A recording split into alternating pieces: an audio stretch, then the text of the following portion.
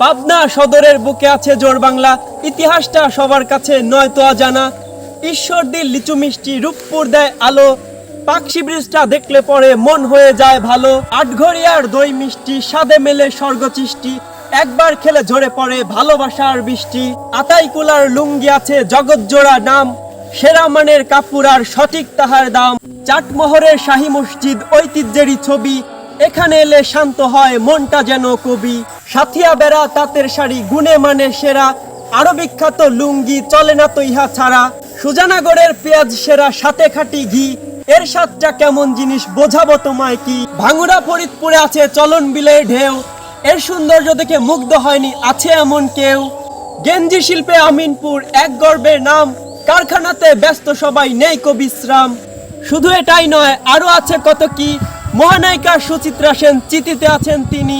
পাবনার মানুষ সহজ সরল মনেতে নাই প্যাস, অতিথি এলে ভালোবাসা দেয় হয় না মিসম্যাচ। এই তো আমার পাবনা গর্ব আমার বুকে, সময় পেলে বেড়াতে আসবেন থাকবেন বড় সুখে। 옥들이 시인이 조기